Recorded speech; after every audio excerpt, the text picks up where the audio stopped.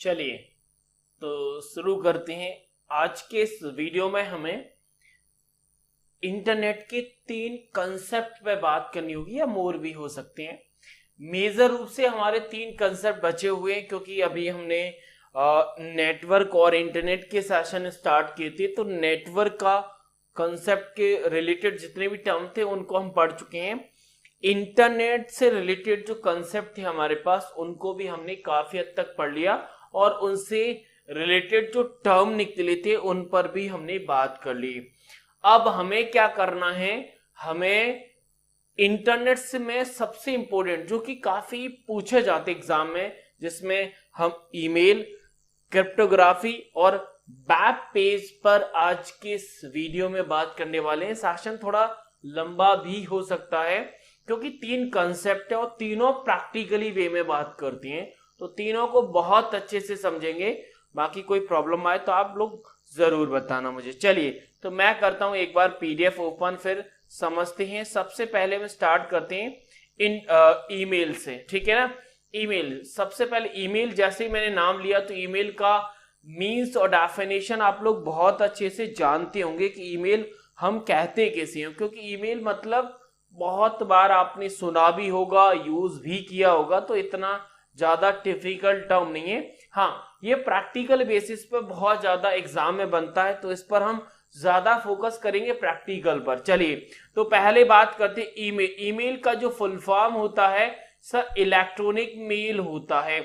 Internet के माध्यम से एक कंप्यूटर से दूसरे कंप्यूटर पर मैसेज भेजे जाने का जो प्रोसेस है ना, इसे हम ईमेल कहते हैं। और ईमेल के अगर आप इतिहास की बात करोगे, हिस्ट्री की बात करोगे, तो जैसा कि आप सभी को पता है कि इंटरनेट की शुरुआत 1969 में हुई थी ARPANET से। उसी के साथ इंटरनेट की सेवाओं को माना जाता है, और पहला ईमेल जो भेजा गया था वो 1971 में भेजा गया। किसने भेजा था सर? रेन टॉम लिंसन जी ने भेजा था। ये ईमेल के इन्वेंटर भी हैं, और ईमेल सबसे पहले इन्होंने ही यूज किया था, ठीक है।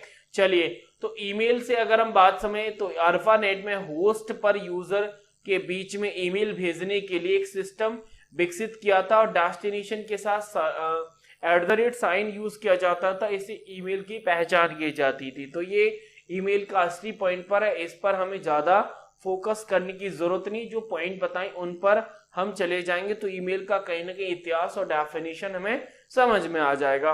अब बात करते हैं ईमेल की सर्विसेज की। वैसे तो ईमेल की बहुत सारी सर्विसेज हैं, कंपनियां जो सर्विस देती हैं, लेकिन हमें एग्जाम पॉइंट ऑफ व्यू से 2 सर्विस पर काम करना होता है। लेकिन आपके एग्जाम में कभी कभी अदर जो सर्विसेज हैं वो भी पूछी जाती हैं, तो हमारा मोटिव रहता है कि अगर आप इन 2 सर्विसेज के साथ जाते हो तो एग्जाम में जो अदर एक जो भी पूछी जा रही है उन्हें आप आराम से रिलेट कर जाओगे। क्यों? क्योंकि मेरा पर्सनल मानना यह है कि जैसे अगर आप किसी एक कंपनी का मोबाइल चला लेते हैं तो दूसरी कंपनी के मोबाइल चलाने में आपको कोई प्रॉब्लम नहीं आती, क्योंकि मोबाइल डिवाइस मतलब मोबाइल डिवाइस। ऐसे आप 4 व्हीलर 2 व्हीलर जो भी चलाते हैं, आप किसी एक कंपनी की अगर आप ड्राइव कर सकते हैं, तो क्या आपको दूसरी कंपनी की ड्राइविंग में कोई प्रॉब्लम आती है? आप बोलोगे सर बिल्कुल नहीं आती। तो ऐसा ही यहां पर होता है। चलिए तो हमें पता है कि 2 पॉपुलर कंपनियां आजकल हैं। एक तो गूगल है जिसकी सर्विसेज हमारी जीमेल है। कौन सी है? जीमेल। और एक है सर माइक्रोसॉफ्ट, जैसे MS बोलते हैं, उसकी सर्विस है आउटलुक। यानी 2 मोस्ट पॉपुलर, दोनों के बारे में हम जानेंगे। पहले हम जीमेल के बारे में समझ लेते हैं। Sir Gmail is a free web based email service. ये फ्री होती है, दैट प्रोवाइड यूजर और user with the gigabyte of storage for message. यानी गीगाबाइट स्टोरेज भी देता है। कितना गीगाबाइट सर? 15 GB स्पेस मिलता है जीमेल में आपको अपने मैसेज फाइल को स्टोर करने के लिए। वहीं अगर हम आउटलुक की बात करें तो आउटलुक MS माइक्रोसॉफ्ट का वो ईमेल क्लाइंट प्रोग्राम है जिसका उपयोग माइक्रोसॉफ्ट एक्सचेंज सर्वर ईमेल तक एक्सेस करके ईमेल भेजना और प्राप्त करने के लिए किया जाता है। आउटलुक ईमेल के अलावा कंटेंट ईमेल कैलेंडर और टास्क मैनेजमेंट का फीचर्स भी प्रोवाइड करता है। ये आउटलुक का है। और आउटलुक का आप ऐसे भी समझ सकते हो कि आउटलुक ऑफलाइन की सर्विस भी पहले देता था। अब तो मोस्ट ऑफ द केस में बहुत सारे ऐप दे जाते हैं और लेकिन आउटलुक सबसे पहले ऑफलाइन की सर्विस देता था। मतलब जैसे सिर्फ इसमें जब आप ईमेल सेंड करते थे तभी आपको इंटरनेट की जरूरत होती थी और बाकी आप इंटरनेट को कंपोज कर रहे, मैनेज कर रहे, सब विदाउट इंटरनेट हो जाता था। ठीक है, अब हम बात करते हैं इन ईमेल से रिलेटेड उन टर्म्स की जो ईमेल में यूज होते हैं। सबसे पहले नंबर पे आता है हमारा सेंडर। सेंडर सर एक ऐसा पर्सन होता है जो मैसेज को सेंड करता है या ईमेल को सेंड करता है या फिर लेटर को सेंड करता है, वो हमारा सेंडर होता है। ईमेल एड्रेस यानी वो सेंडर का जो एड्रेस होता है उसे हम ईमेल एड्रेस कहते हैं। और हमारा जो ईमेल, देखो किसी सेंडर को अगर आप ईमेल में आइडेंटिफाई करो तो उसका ईमेल एड्रेस से पहचानोगे। जैसे अगर आप मोबाइल की दुनिया में किसी व्यक्ति को पहचानना चाहते हो तो उसके नंबर से पहचानोगे उसका मोबाइल नंबर क्या है। ठीक है ना, तो ऐसे अगर आप ईमेल में किसी व्यक्ति को आइडेंटिफाई करना चाहते हैं तो उसके ईमेल आईडी से होगा आइडेंटिफाई। ईमेल एड्रेस के दो मेन पार्ट होते हैं, पहला यूजर नेम और दूसरा डोमेन नेम। और इन दोनों पार्ट को सेपरेट करने के लिए जो सिंबल यूज होता है सर वो @ सिंबल होता है। यानी अगर मैं एग्जांपल के तौर पे बात करूं, जैसे मेरी ईमेल आईडी लिखी salenbsiacademy2015 तो जो gmail.com है ये हमारा डोमेन नेम हो जाएगा और salenbsi2015 ये यूजर नेम हो जाएगा। यानी @ से पहले वाला पार्ट हमारा क्या होता है सर, यूजर नेम होता है, बाद वाला पार्ट हमारा क्या होता है सर, डोमेन नेम होता है। साथ ही साथ में एक चीज आप जरूर याद रखना कि जब हम ईमेल आईडी को क्रिएट करते हैं तो कुछ ऐसे सिंबल होते हैं जो यूज नहीं होते। जैसे ईमेल आईडी आप यूज करोगे तो डॉट का यूज नहीं होगा, आप स्पेस का यूज भी नहीं कर सकते कि आप स्पेस यूज करें अपने उसमें, तो स्पेस का भी आप यूज नहीं कर पाओगे। ये दो कॉमन ऐसे सिंबल्स हैं जो हम ईमेल एड्रेस के यूजर या डोमेन नेम तो डॉट होता ही है लेकिन यूजर नेम में हम यूज नहीं करते। बाकी डैश भी नहीं होता, मतलब अंडरस्कोर जरूर यूज हो जाता है आपके इसमें, अंडरस्कोर ध्यान रखना। स्पेस काफी बार पूछा जाता है कि इनमें से कौन सा ईमेल आईडी वैलिड और इनवैलिड है, तो उस केस में ये दोनों सिंबल काम आते हैं। ठीक है, दोनों सिंबल काम आते हैं। बाकी एक और पॉइंट लिखा है कि जब ईमेल भेजने के लिए मैसेज लिखते हैं तो सेंडर की ईमेल आईडी अपने आप फिल हो जाती है। यानी जैसे हम ईमेल सेंड करने के लिए कोई मैसेज लिखते हैं तो हमें सेंडर की मेल आईडी लिखने की जरूरत नहीं होती, वो ऑटोमेटिक लिख जाती है। लेकिन जब हम ईमेल करते हैं तो ईमेल भेजने के लिए हमें जो रिसीवर होता है, जो रेसिपिएंट होता है, उसकी मेल आईडी लिखना होता है। और रेसिपिएंट क्या होता है सर, रेसिपिएंट वो व्यक्ति होता है जो ईमेल को रिसीव करता है, या फिर ऐसे समझ सकते हैं कि जिस व्यक्ति को हम ईमेल कर रहे हैं उसे हम रेसिपिएंट कहते हैं। और जीमेल में जब वो रेसिपिएंट का सिलेक्शन करते हैं तो तीन प्रकार से हम रेसिपिएंट का सिलेक्शन कर सकते हैं। पहला टू जो कि डिफॉल्ट रहता है और ये कॉमन रूप से यूज भी किया जाता है। क्या है इसमें, जब हम किसी ईमेल को किसी व्यक्ति को सेंड कर रहे हैं तो टू वाले फील्ड में उस व्यक्ति का ईमेल आईडी टाइप किया जाएगा। बाकी सीसी का फुल फॉर्म होता है कार्बन कॉपी। कार्बन कॉपी का मतलब क्या है sir, CC recipient can also C address the message.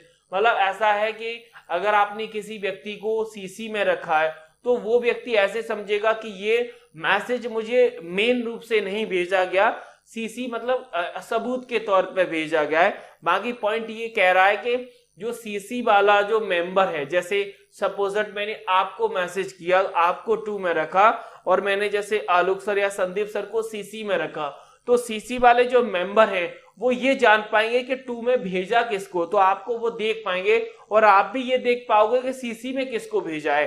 तो संदीप सर या आलोक सर को जब हम भेजेंगे तो वहां से ये चीज हो जाएगी कि हाँ उनको ये डिफाइन हो रहा है कि हमें सबूत के तौर पे भेजा है, हमें पर्सनली नहीं भेजा गया।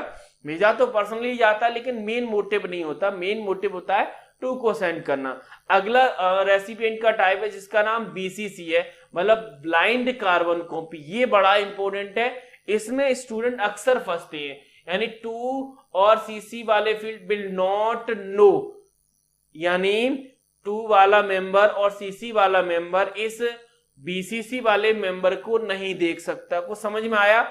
यानी जैसे मैंने आपको, आपका ईमेल आईडी मैंने टू में रखा, आप कोई भी नाम ले लेता हूं, जैसे अमन है, अमन का ईमेल आईडी मैंने इसमें रखा, और जैसे सीसी में मैंने आलोक सर का रखा भाई, ठीक है।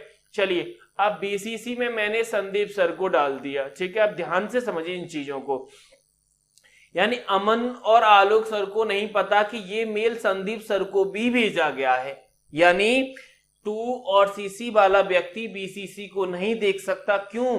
क्योंकि वो ब्लाइंड है। ब्लाइंड ही इस चीज का है क्योंकि वो दिखाई नहीं देगा। लेकिन कंडीशन ये है कि ये जो ब्लाइंड वाला मेंबर है वो ये जान सकता है कि सी में कौन है, बीसीसी में कौन है। यानी ब्लाइंड वाला, जैसे आप अगर अंधेरे में छिप जाएं तो अगर कोई व्यक्ति उजाले से देख रहा हो, मतलब बाहर से कोई देख रहा हो, तो आपको, मतलब वो व्यक्ति आपको नहीं देख सकता क्योंकि आप अंधेरे में हैं। लेकिन आप अंधेरे में बैठे, वो सामने वाला व्यक्ति गेट पर है तो आप उसे देख सकते हो। ऐसा इस मैसेज से आपको समझ में या डिफाइन करने का प्रयास हो रहा है, ठीक है। समझ में आया? चलिए अब हम बात करते हैं ये ईमेल के वो दो सबसे इंपॉर्टेंट हमारे पास टर्म थे जो ईमेल भेजने और रिसीविंग के लिए यूज किए जाते हैं। अब ईमेल को स्टोरेज करने की बात करते हैं, जिसमें सबसे पहले नंबर पर हमारा इनबॉक्स आता है। इनबॉक्स वो इलेक्ट्रॉनिक फोल्डर या लेबल होता है जहां पर ईमेल रिसीव किए जाते हैं, यानी हमारे पास जितने भी ईमेल आते हैं वो इस इनबॉक्स वाले फोल्डर या लेबल में जाते हैं। देखो फोल्डर हम जीमेल अपने उसमें यूज करते हैं, अपने मतलब पीसी या लैपटॉप में, वहीं आपके ईमेल में लेबल यूज किया जाता है। इस फोल्डर का नाम लेबल यूज किया जाता है, तो कंफ्यूज मत हो जाना कि label just like a folder ही होता है। चलिए तो हमारे जीमेल की जो इनबॉक्स की कैटेगरी होती है, ऐसा नहीं है ये सारे आ गए। 3 कैटेगरी डिफॉल्ट रूप से आती है, जिसमें प्राइमरी, सोशल, प्रमोशन। बाकी 2 और हैं जिन्हें आप एड ऑन कर सकते हैं, जिसमें अपडेट और फॉर्म है। 5 इनबॉक्स की कैटेगरी होती है, लेकिन 5 के अलावा 2 कैटेगरी ऐसी हैं, रिजर्वेशन और परचेस, जो हमारे मैसेज को सर्च और फिल्टर में यूज की जाती है। यानी जब हम ईमेल को सर्च और फिल्टर लगाते हैं तो 5 कैटेगरी के अलावा 2 और कैटेगरी रिजर्वेशन और परचेस भी यूज कर सकते हैं आप। लेकिन इनबॉक्स की मेन कैटेगरी 5 ही होती है, 3 डिफॉल्ट, बाकी 2 एक्स्ट्रा ऑर्डिनरी तरीके से आप ऐड कर सकते हो। अब 1 बाय 1 इन कैटेगरी की हम बात करते हैं, जिसमें सबसे पहले नंबर पर प्राइमरी है। प्राइमरी यानी पर्सन टू पर्सन, यानी किसी व्यक्ति का अगर आपको ईमेल आया है तो वो प्राइमरी में जाएगा, प्राइमरी कैटेगरी के अंदर। दूसरा कैटेगरी है सोशल। सोशल का मतलब है कि अगर सोशल नेटवर्किंग साइट से या फिर कोई मीडिया शेयरिंग फाइल साइट से या कोई डेटिंग सर्विसेज से या अदर कोई सोशल साइट है, जैसे यूट्यूब से मैसेज आएगा, फेसबुक से मैसेज आएगा, ट्विटर से मैसेज आएगा, मैसेज का मतलब ईमेल आएगा, तो वो हमारे सोशल कैटेगरी में जाएगा डिफॉल्ट रूप से। बाकी अगर हम प्रमोशन की बात करें तो प्रमोशन में हमारा deals, offers and other marketing email जाते हैं, यानी व्यक्ति के द्वारा भेजा गया ईमेल इन प्राइमरी में, सोशल नेटवर्क से भेजा गया ईमेल आपके सोशल में। अगर आपकी कोई मार्केटिंग ईमेल है, कोई डील्स है, ऑफर है, तो हमारे प्रमोशन में जाते हैं। अपडेट में जितने भी नोटिफिकेशन होते हैं, हमारी कंफर्मेशन रिसिप्ट होती है या फिर बिल्स होते हैं, तो वो सारे ईमेल्स हमारे अपडेट में आती हैं। फॉर्म में वो ईमेल आती हैं जो हम किसी वेबसाइट पर जाके पार्टिसिपेट करते हैं, चाहे तो हमारी डिस्कसिंग बोर्ड वेबसाइट हो सकती है, मेलिंग लिस्ट हो सकती है, या फिर ऑनलाइन ग्रुप हो सकते हैं, वहां से रिसीविंग वाले मेल हमारे फॉर्म वाली कैटेगरी में आती हैं। बाकी रिजर्वेशन और परचेज दोनों आप आराम से लगा सकते हैं। जैसे परचेज में हमारे ऑर्डर, शिपिंग, डिलीवरी मैसेज आएंगे। रिजर्वेशन में हमारे hotel booking, flight booking, railway booking, ये सारे हमारे रिजर्वेशन में आते हैं। तो ये इनबॉक्स की कैटेगरी है, इनको हमने अच्छे से समझ लिया। एक बार आपको और रीड कर लेना, ऑटोमेटिक समझ में आ जाए। लेकिन मैंने आपको एक चीज बताई थी कि जब हम ईमेल को ओपन करते हैं तो 3 डिफॉल्ट रहती हैं, जैसे प्राइमरी, सोशल और प्रमोशन। अब प्राइमरी सोशल को तो आप समझ में आ गया सर, अगर 3 डिफॉल्ट हैं तो अपडेट और फॉर्म वाले ईमेल कहां पर जाएंगे? तो जितने भी अपडेट और फॉर्म वाले ईमेल हैं वो हमारे प्रमोशन में ही चले जाते हैं, अगर डिफॉल्ट केसेस पर ये तीनों हैं। बाकी अगर आप 2 और लगा लेते तो उनका भी कैटेगरी बन जाता है। समझ में आया? यानी अगर आपके इनबॉक्स में फॉर्म और अपडेट इनेबल नहीं है तो फॉर्म और अपडेट वाले ईमेल भी प्रमोशन में चले जाते हैं। ठीक है, यानी प्राइमरी सोशल पता है तो बाकी 2 अपने आप हो जाएंगे। चलिए, अदर है दूसरा हमारा इंपोर्टेंट टर्म, जिसका नाम है न्यू और कंपोज। न्यू और कंपोज का मतलब है जब हमें नया ईमेल मैसेज बनाना है तब हमें न्यू और कंपोज पर क्लिक करते हैं। चलिए, अगला टर्म है रिप्लाई एंड फॉरवर्ड। देखो, रिप्लाई का मतलब होता है उत्तर देना। रिप्लाई का मतलब उत्तर देना, यानी जिस व्यक्ति ने आपको ईमेल भेजा है उस व्यक्ति को जवाबी रूप में ईमेल सेंड करना हमारा रिप्लाई होता है।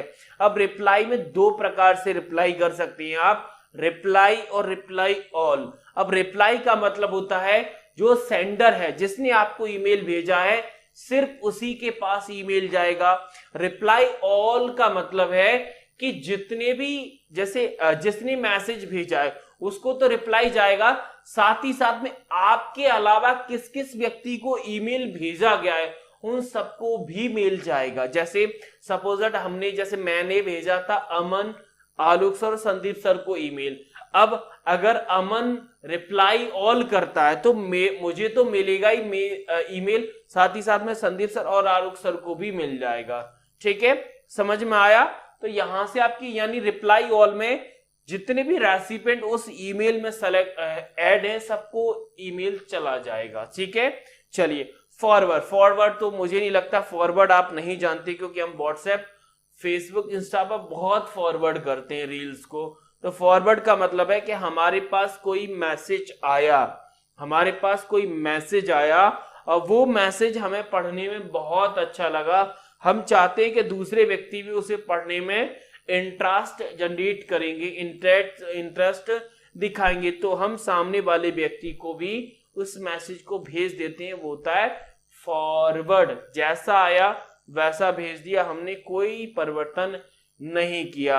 अब यहां से एक चीज समझ में आ रही है कि जब हम कंपोज करते हैं, जब हम ईमेल को कंपोज करेंगे तो हमारे पास कुछ चीजें आएंगी। जैसे कंपोज करेंगे तो रेसिपिएंट जैसे टू आता है, ठीक है ना। इसके बाद हमारे पास सब्जेक्ट आता है, इसके बाद हमारे पास बॉडी टेस्ट आता है, ये बॉडी टेस्ट रहता है। अगर हम कंपोज करते हैं तो टू हमें लिखना पड़ता है, सब्जेक्ट भी हमें लिखना पड़ता है, ठीक है। लेकिन हमें जो सेंडर वाला ईमेल है वो नहीं लिखना होता, टाइम भी हमें डालना नहीं होता कि कब भेजना, ये सब कुछ नहीं। अगर हम रिप्लाई करते हैं, अगर हमने रिप्लाई किया तो रिप्लाई में हमारा टू ऑटोमेटिक फिल हो जाएगा। क्या हो जाएगा? रिप्लाई में टू ऑटोमेटिक फिल हो जाता है। क्यों? क्योंकि हम रिप्लाई कर रहे हैं तो रिप्लाई टू में ऑटोमेटिक फिल हो जाएगा। क्यों? क्योंकि जिसने भेजा है उसको ऑटोमेटिक मैसेज चला जाएगा, मैंने रिप्लाई कर दिया। तो समझ में आया? यानी जब हम फॉरवर्ड करते हैं तो फॉरवर्ड में हमारा टू ऑटोमेटिक फिल नहीं होता, हमें फिल करना होता है। आपने देखा होगा जब आप मैसेज व्हाट्सएप पे कोई फोटो आया उसे आप फॉरवर्ड करना चाहते हैं तो आपको सिलेक्शन करना होता है कि आप किसे भेज रहे हैं। लेकिन रिप्लाई जब करते हैं तो रिप्लाई में आपको सिलेक्शन नहीं करना होता कि आप किस व्यक्ति को रिप्लाई करना है, क्योंकि अगर जो मेल भेजा है उसमें जो रेसिपिएंट, जो हमारा सेंडर होगा उसी को हम रिप्लाई करेंगे, या फिर बाकी जो रेसिपिएंट उनको रिप्लाई करेंगे, तो वो ऑटोमेटिक फिल हो जाता है। और रिप्लाई और फॉरवर्ड केस में सब्जेक्ट दोनों में ऑटोमेटिक फिल होता है, सब्जेक्ट हमें लिखना नहीं पड़ता है, ये अपने आप आता है। ये ऑटोमेटिक वाले जो टर्म है ना, बहुत बार एग्जाम में पूछे गए हैं कि जब हम टू करते हैं तो कौन से ऑटोमेटिक फिल होते हैं, कौन से नहीं होते। फॉरवर्ड और रिप्लाई में भी यही रिपीट हुआ है कॉन्सेप्ट, तो आप याद रखना। अगर आप भूलते हैं ना कभी, तो एक बार क्या करना, आप डेस्कटॉप पर बैठ के ईमेल को कंपोज भी करना, रिप्लाई भी करना और फॉरवर्ड भी करना, आपको याद करने की कभी जरूरत नहीं पड़ेगी। अगला हमारा लेवल है जिसका नाम है सेंड। सेंड का मतलब है वो फोल्डर, वो लेवल जहां पर हमारे द्वारा भेजे गए ईमेल जो सक्सेसफुल डिलीवर हो गए हैं वो स्टोर किए जाते हैं। अगला है ड्राफ्ट। ड्राफ्ट सिंपल वो उन्हीं ईमेल को स्टोर करता है जिन्हें हमने कंप्लीटली लिखा ही नहीं है। जैसे हमने कोई मैसेज लिखा, कंपोज किया, हमने उसे सेंड नहीं किया और कैंसिल कर दिया, तो वो जाके स्टोर होगा हमारे ड्राफ्ट में, यानी अन सेंड, बिना सेंड किया वाला मेल, यानी वो कंप्लीट ही नहीं है। इसके बीच में एक फोल्डर आता है आउटबॉक्स वाला, एक फोल्डर आता है आउटबॉक्स वाला। आउटबॉक्स में क्या होता है, हमारे शेड्यूल्ड मैसेज आते हैं। शेड्यूल्ड मैसेज कैसे, यानी जैसे आपने कोई मैसेज, कोई ईमेल भेजा और आपने उस मैसेज को शेड्यूल्ड कर दिया, अब आपने देखा है ना तो वो इनकम्प्लीट है जिससे वो ड्राफ्ट में चले जाए, और ना वो कंप्लीटली डिलीवर हुआ है जिससे वो सेंट में चला जाए, तो वो हमारे आउट बॉक्स में चला जाएगा। कहां चला जाएगा, आउट बॉक्स में चला जाएगा। जैसे ही हमारा वो कंप्लीटली सक्सेसफुल हो जाएगा तो वो आउट बॉक्स से सेंट फोल्डर में चला जाएगा। ठीक है, तो ये प्रोसेस को थोड़ा ध्यान रखना, टेक्निकल है लेकिन है बहुत आसान। स्टार्ट। स्टार्ट का मतलब होता है कि अगर किसी ईमेल को आप इंपोर्टेंट दिखाना चाहते हो, इंपोर्टेंट दिखाना जिससे बाद में उसे आप आराम से ढूंढ पाए, ठीक है ना। ईमेल में सबसे ज्यादा पूछे जाने वाला टर्म है वो आपका स्पैम है। स्पैम ऐसा टर्म है जो मोस्ट ऑफ द केस में ईमेल जब बेसिक रूप से पूछा जाता है तब स्पैम की अक्सर बात आती है। स्पैम जंक मेल या अनवांटेड ईमेल की बात करता है। ट्रेस, नेस्टेड ट्रेस, और ईमेल जो जंक में ईमेल होते हैं वो ऑटोमेटिक 30 डेज में अपने आप डिलीट हो जाते हैं, ऐसा टर्म है। ट्रेस का मतलब होता है ये रिसाइकल बिन के समान होता है, मतलब जब हम ईमेल को डिलीट कर देते हैं तो वो ट्रेस नाम के फोल्डर में डिलीट हो जाते हैं, स्टोर हो जाते हैं। नेक्स्ट हमारा इंसर्ट। इंसर्ट में हम किसी प्रकार के ऑब्जेक्ट को लिंक करा सकते हैं, चाहे वो लिंकिंग हो, इमेज हो, इमोटिकन हो या अदर कोई सिंबल भी हो सकता है। अटैचमेंट। अटैच में किसी प्रकार की file, folder, photos, document, zip file, जो भी आपको अटैच करना है इस अटैचमेंट वाली कमांड से आप कर सकते हैं। नेक्स्ट है लेवल। लेवल मैंने आपको बता दिया, जस्ट लाइक अ फोल्डर होता है। चैट। चैट का मतलब होता है इंस्टेंट मैसेजिंग करना। इंस्टेंट मतलब रियल टाइम।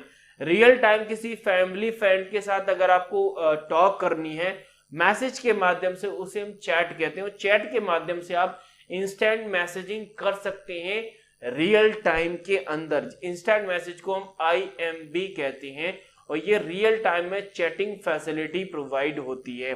नेक्स्ट है सब्जेक्ट। सब्जेक्ट फील्ड हमारा एक ब्रीफ डिस्क्रिप्शन होता है मैसेज का, यानी जो हम ईमेल भेज रहे हैं अगर उसका ब्रीफ डिस्क्रिप्शन देखना चाहते हैं तो वो सब्जेक्ट लाइन हमें डिफाइन करता है। It display the recipient inbox before they open the mail, मतलब यह रेसिपिएंट को ईमेल ओपन करने से पहले दिखाई देता है हमारा सब्जेक्ट। सब्जेक्ट ये बताता है कि ये मैसेज किसके ऊपर है। ठीक है, अगला टर्म है कॉन्टेक्ट एंड एड्रेस, यानी ईमेल एड्रेस हमारा यूनिकली आइडेंटिफाई होता है ईमेल अकाउंट के लिए, जो कि बोथ सेंडर और रिसीवर दोनों के लिए यूज किया जाता है इंटरनेट पर। Physical email address both sender receiver successfully होते हैं, ठीक है, इसमें कोई दिक्कत नहीं। और कॉन्टेक्ट मैसेज समझ सकते हो कि जितने भी व्यक्ति को हम ईमेल करते हैं, जितने व्यक्ति को ईमेल्स हमारे पास आते हैं तो उनका जो कॉन्टेक्ट में मतलब स्टोर हो जाते हैं कि हमने किन किन व्यक्तियों के साथ कम्युनिकेशन किया है। ठीक है, अगला है log in and sign in. Log in sign in का मतलब है कि अगर आप किसी वेबसाइट पर या किसी प्रोग्राम या कंप्यूटर पर अगर आप रजिस्टर्ड मेंबर हैं, यानी रजिस्टर्ड मेंबर का मतलब है कि आपके पास यूजर आईडी और पासवर्ड है। चलिए पासवर्ड की अगर बात चली गई है तो पासवर्ड का देखो, पासवर्ड आपका केस सेंसिटिव होता है। पासवर्ड आपका केस सेंसिटिव होता है। केस सेंसिटिव मैंने आपको बता दिया है। केस सेंसिटिव आपके केस की बात करता है। केस क्या होता है सर, अपर केस या लोअर केस या फिर अपर केस को आप कैपिटल या फिर स्मॉल से आप समझ सकते हैं। यानी पासवर्ड हमारा अपर केस लोअर केस में जाता है, जो कि केस सेंसिटिव का एग्जांपल है। अगर आप स्ट्रॉन्ग पासवर्ड बनाना चाहते हो तो 4 चीजों का मेन रूप से यूज होगा। पहला सिंबल, आप सिंबल के अलावा फिर आपका नंबर के साथ फिर लेटर दोनों फॉर्म में अपर केस लोअर केस में आप यूज कर सकते हैं। और पासवर्ड की जो लेंथ होती है मिनिमम 8 कैरेक्टर होती है, मिनिमम 8 कैरेक्टर का आप पासवर्ड बनाएंगे, ठीक है, इतना तो बनाना ही पड़ेगा। अगला है साइन अप। कुछ लोग ऐसे होते हैं जो साइन अप और लॉगिन में डिफरेंस ही नहीं समझ पाते। देखो, जब आप किसी वेबसाइट के यूजर हैं तो सिर्फ आईडी पासवर्ड से आप साइन इन कर जाएंगे, लेकिन साइन अप का मतलब होता है कि आप उस वेबसाइट पे जाके पहले अकाउंट क्रिएट करिए जहां से आपको यूजर आईडी पासवर्ड मिलेगा। अब हो सकता है कि किसी जैसे ईमेल बना रहे तो ईमेल में तो आपको ईमेल आईडी पासवर्ड मिलेगा। अब किसी वेबसाइट पे आप जाते हैं तो वहां पर यूजर आईडी के लिए आपको साइन अप करना होता है। साइन अप में ईमेल आईडी, पासवर्ड, नाम, मोबाइल नंबर, ये डिफरेंट चीजें मांगी जाती हैं। यानी सिंपल सा मतलब समझो कि जब ज्यादा आपसे चीजें मांगी जाए तो वो साइन अप होता है, और सिंपल यूजर आईडी पासवर्ड जब मांगा जाए तो वो आपका लॉगिन होता है। नेक्स्ट है लॉग आउट और साइन अप। मतलब ये लॉग आउट साइन अप का मतलब है कि हम अपनी उस अकाउंट को साइन अप करना चाहते, बंद करना चाहते हैं तो उसे लॉग आउट साइन आउट करना होगा। ठीक है, तो ये था हमारे ईमेल के बारे में ब्रीफ डिस्क्रिप्शन जिसे हमने समझ लिया। अब ईमेल का सिर्फ एक ही कंपोनेंट बचा है, कि कॉन्सेप्ट बचा है, जिसका नाम है हमारा ईमेल प्रोटोकॉल। ठीक है, प्रोटोकॉल तो हमने पढ़ लिए। अब ईमेल प्रोटोकॉल की बात करते हैं। 2 मैंने आपको पढ़ाए थे, एसएमटीपी पढ़ाया था और पीओपी बताया था ब्रीफ में। ठीक है, चलिए, तो वैसे हमारे ईमेल, जब हम ईमेल प्रोटोकॉल की बात करते हैं तो 3 प्रोटोकॉल हमारे ईमेल में यूज होते हैं। पहला एसएमटीपी, दूसरा पीओपी और तीसरा आईएमएपी। अब एसएमटीपी आप पढ़ चुके हैं सर, ईमेल भेजने के लिए हम यूज करते थे, और पीओपी हम पढ़ चुके हैं सर, ईमेल को रिसीव करने के लिए करते थे। आप बोलोगे सर ये आईएमएपी क्या होता है, ये आपको अभी समझ में आएगा जब आप समझोगे, लेकिन पहले फिगर को समझ लेते हैं कि फिगर क्या कह रहा है। देखो, ये है हमारा सेंडर, ये हमारा सेंडर है जिसे हम क्लाइंट ईमेल कहते हैं। जब हम ईमेल करते हैं तो हमें पता है कि एसएमटीपी का यूज किया जाता है, और ये सर्वर पर जाके स्टोर होगा, ये ईमेल सर्वर पर जाके स्टोर होगा।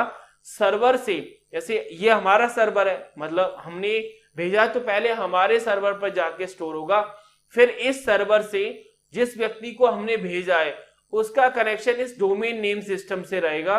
डोमेन नेम सिस्टम से फिर उस सामने वाले व्यक्ति के सर्वर पर पहुंच जाएगा। ये पूरा का पूरा काम एसएमटीपी के द्वारा ही होता है। अब जैसे ही सामने वाले व्यक्ति के सर्वर पर पहुंचा, फिर वहां से जो रेसिपिएंट है जिसे ईमेल भेजा गया है उस पर जो प्रोटोकॉल लगेंगे वो 2 लगेंगे, पीओपी और आईएमएपी। यहां पर समझ में आ रहा है कि जब हम ईमेल करते हैं तो ईमेल पर सर्वर पर स्टोर कराने के लिए हमारा एसएमटी प्रोटोकॉल यूज होता है, और जब रेसिपिएंट पर ईमेल जाएगा सर्वर से तो वहां पर 2 प्रोटोकॉल यूज हो रहे हैं, पीओपी और आईएमएपी। अब यहां पर सिंपल इतना समझना है कि पीओपी और आईएमएपी में डिफरेंस क्या है, कब हम पीओपी लगाएंगे, कब हम आईएमएपी लगाएंगे। पहले इनका फुल फॉर्म देख लेते हैं। Simple mail transfer protocol SMTP का, और पीओपी का हमारा पोस्ट ऑफिस हो जाता है। अगर हम आईएमएपी की बात करें तो इंटरनेट मैसेज एक्सेस प्रोटोकॉल होता है। क्या होता है?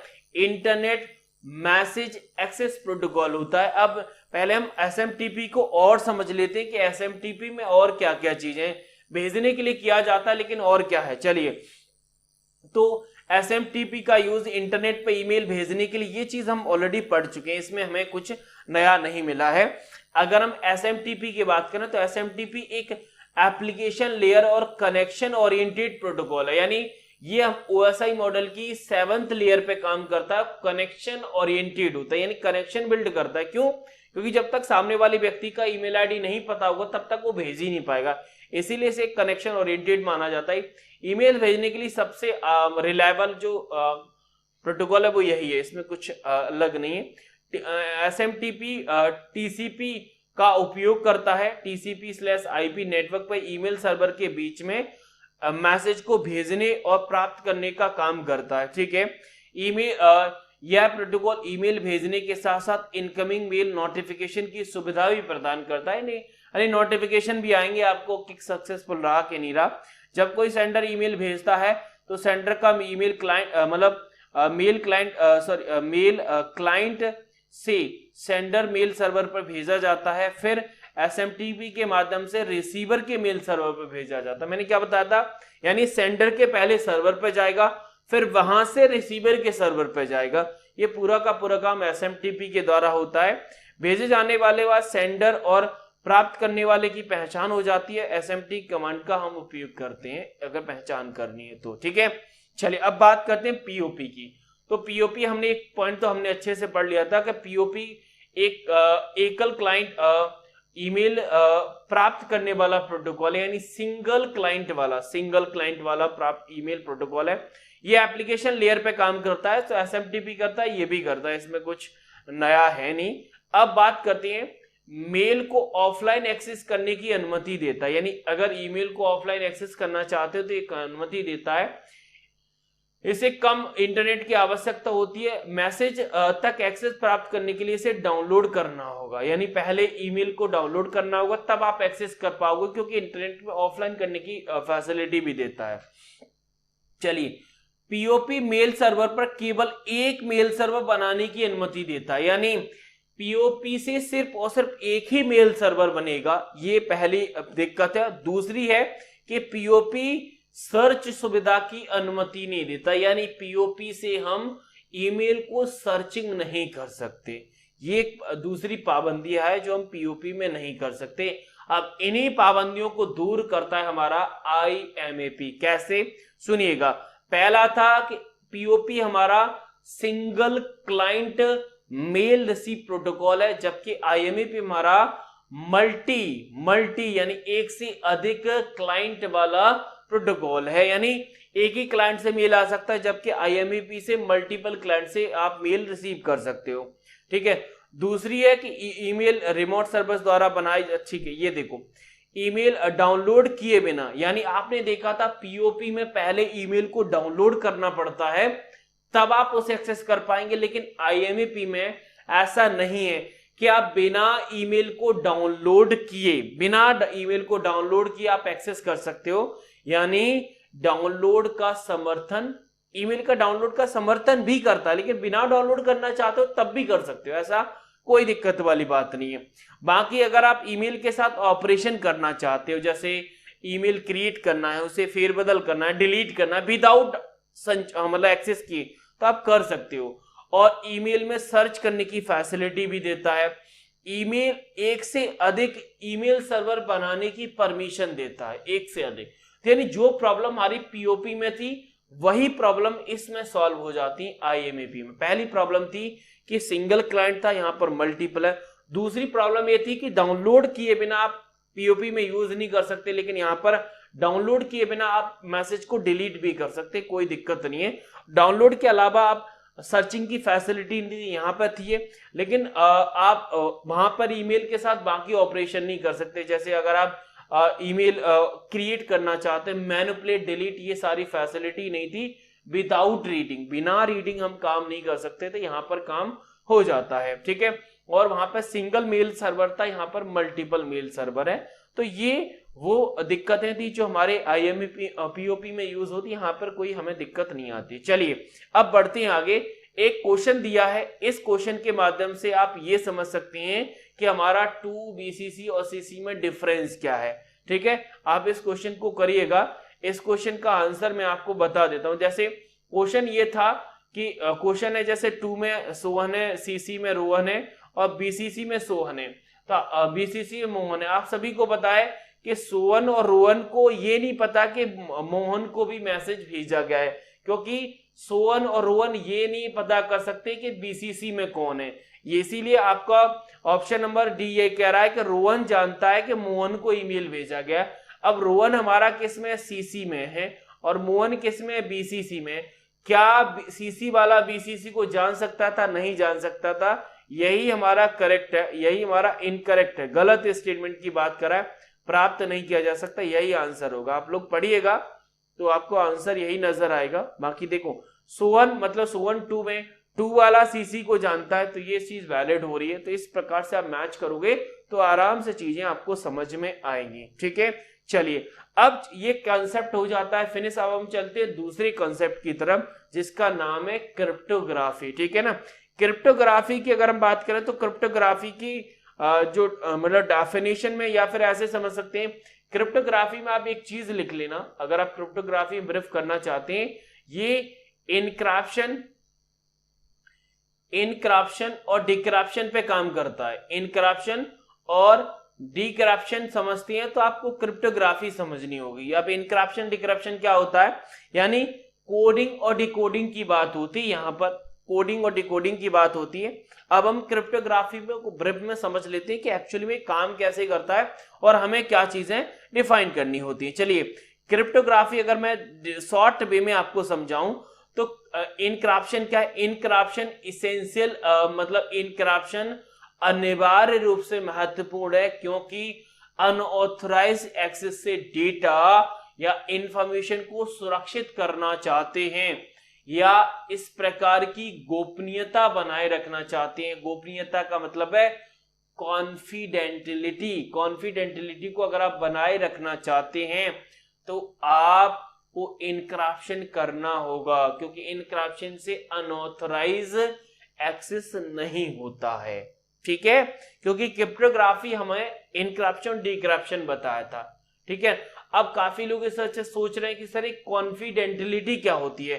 देखो कॉन्फिडेंटिलिटी का मतलब है कि आपका जो डेटा है, आप जो सेंड कर रहे हैं उसको सिक्योर बनाए रखना, यानी वो किसी को ना आपने भेजा, जिसको भेजा बस उसी को पता हो, तो वो होता है कॉन्फिडेंटिलिटी, मतलब गोपनीयता। हिंदी में ज्यादा डिफाइन कर रहा है कि इसका मतलब क्या है। गोपनीयता मतलब सीक्रेट जिसे बोला जाता है। ठीक है ना, यानी अब ये आपने डिजिटल सिग्नेचर में इस कॉन्फिडेंटिलिटी को समझा था। डिजिटल में हमने इंटीग्रिटी, नॉन रिपीटेशन, ऑथेंटिकेशन, इन तीनों माध्यम से हमने कॉन्फिडेंटिलिटी को भी डिफाइन किया था। ठीक है ना, चलिए अब चलते हैं आगे। व्हाट इज द क्रिप्टोग्राफी, आखिर ये क्रिप्टोग्राफी होती क्या है, हम इस चीज को समझ लेते हैं। लेकिन हमें ये तो समझ में आ गया कि क्रिप्टोग्राफी का मतलब है इनक्रप्शन पे काम करता है, तो यहीं से हमें मेन मोटिव समझ में आ गया। अब किताबी लैंग्वेज की भी थोड़ी बात कर लेते हैं। चलिए, तो क्रिप्टोग्राफी कम्युनिकेशन डेटा के प्रतिकूल परिस्थितियों में उपस्थित सुरक्षा या तकनीकी सुरक्षा सुरक्षित करने के लिए जो मतलब जो बोला जाए जो टेक्निक का जो स्टडी है या फिर जो बोला जाए कि प्रैक्टिस है, उसे हम क्रिप्टोग्राफी कहते हैं। मतलब जब हम कम्युनिकेशन करना चाहते हैं तो कम्युनिकेशन सिक्योर हो, कम्युनिकेशन सिक्योर हो, इस चीज की आप टेक्निक की जो स्टडी कर रहे हैं, जो प्रैक्टिस कर रहे हैं, उसे हम क्रिप्टोग्राफी कहते हैं। अब यहां से यानी साइंस ऑफ इनक्रप्शन हमें समझना होगा, जिसे हम सीक्रेट राइटिंग कहते हैं। अगर ये समझ में आ गया तो पूरी क्रिप्टोग्राफी समझ में आ जाएगी, क्योंकि यहां पर कुछ टर्म भी हम समझ लेते हैं। जैसे मैं पहले सीक्रेट राइटिंग को आपको समझा देता हूं।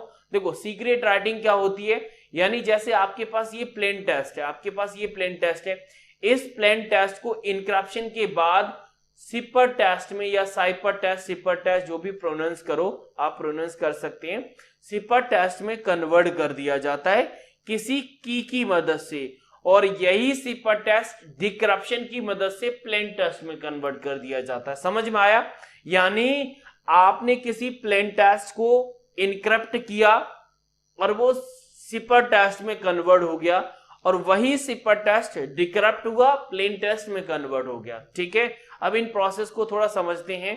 चलिए, पहला टर्म है कि सिपर। सिपर क्या होता है, सीक्रेट मेथड ऑफ राइटिंग। समझ में आ गया, सीक्रेट मेथड ऑफ राइटिंग होता है जो प्लेन टेस्ट को सिपर टेस्ट में ट्रांसफॉर्म करता है, सिपर होता है। अगला है process of transforming plain test to cipher is called a encryption. मतलब जब आप प्लेन टेस्ट को सिपर टेस्ट में कन्वर्ट करें उसे हम इनक्रप्शन कहते हैं। इसी प्रोसेस को अगर रिवर्स कर दिया जाता है, यानी reverse process of cipher to plain, इसे हम डिक्रिप्शन कहते हैं, जो कि सीक्रेट राइटिंग में मैंने आपको बता दिया।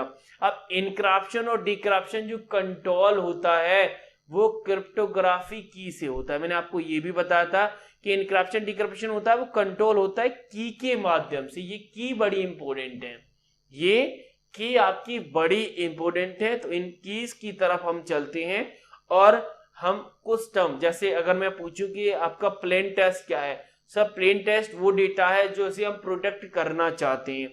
सर इनक्रिप्शन क्या है, सर इनक्रिप्शन वो एल्गोरिथम है जो प्लेन को सिपर में कन्वर्ट करती है। अब सर सिपर टेस्ट क्या है, वो प्लेन टेस्ट है जो कि इनक्रिप्टेड है, वो प्लेन टेस्ट है जो इनक्रिप्टेड है। अभी हम यहाँ पर समराइज कर रहे हैं जो टर्म है। सर डिक्रिप्शन क्या है, सर वो एल्गोरिथम जो डिक्रिप्टेड सिपर टेस्ट को प्लेन टेस्ट में कन्वर्ट कर रही है। ठीक है, चलिए अब यहाँ पर दो नए टर्म हमें मिल जाते हैं, इनक्रिप्शन की और डिक्रिप्शन की। इनक्रिप्शन की क्या होती है, सर इनक्रिप्शन वो की है जो सेंडर यूज करता है, और डिक्रिप्शन की क्या है, सर वो की है जो रिसीवर यूज करता है। ठीक है, तो ये पांचों कंपोनेंट, 5 या 6 कंपोनेंट आपको समझ में आ गए। यानी प्लेन वो डेटा है जिसे आप सिक्योर करना या इनक्रिप्ट करना चाहते हैं। सिपर क्या है, सब आपका मतलब इनक्रिप्टेड फॉर्म वाला प्लेन टेस्ट है।